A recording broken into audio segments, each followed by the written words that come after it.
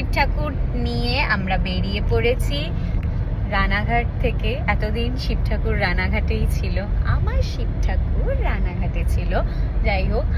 আর এবারে নিয়ে যাচ্ছি যাদবপুরের বাড়ি, তারপরে চলে যাবে মুম্বাইতে। আর বাকি একটু দেখাই গাড়িটার অবস্থা।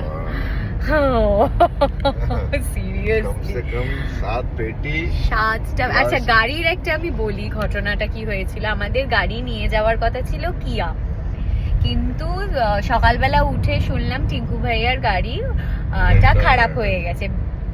তো পাপার গাড়িও নিয়ে যাওয়া পসিবল নয়, পাপার গাড়িতেও হর্নের প্রবলেম আছে, প্লাস আরো অনেক কিছু প্রবলেম ছিল, কিন্তু লং ড্রাইভ ছিল না অনেকটাই, তো আর এত কিছু জিনিস ধরতো না।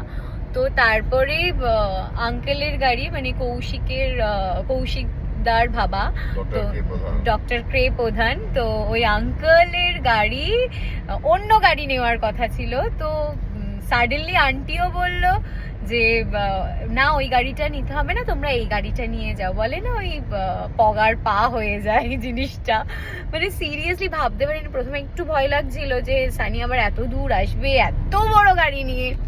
তো যাই হোক, তারপর ফাইনালি খুব ভালোভাবে তো পৌঁছেছি, কিন্তু আর মানে এটা ভালো বিষয় যে সবকিছু ধরে গেছে, সবকিছু মানে 7খানা কার্টুন ধরে গেছে।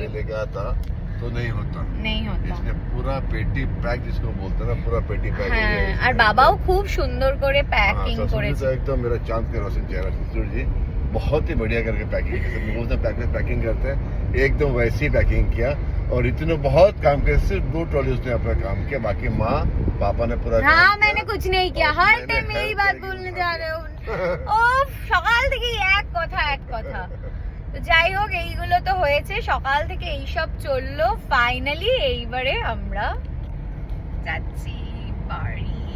তার আগে আমরা মাসির বাড়ি যাচ্ছি, মাসির বাড়ি থেকে তারপরে এই কার্টুনগুলো সব নামিয়ে দিয়ে ওগুলো চলে যাবে মুম্বাই, দেন আমরা যাদবপুর চলে যাবো। আর শিব ঠাকুর আমার সাথে যাচ্ছে।